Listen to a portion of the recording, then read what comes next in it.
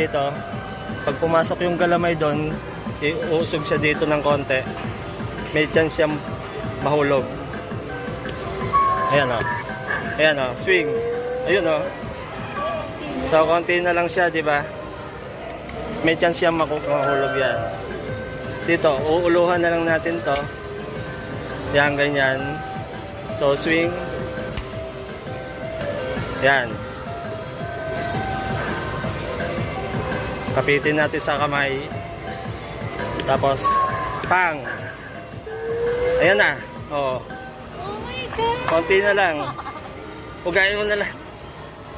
Hindi, babagsakan na lang natin to.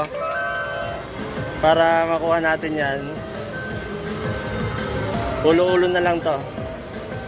Pang. Bagsak na siya.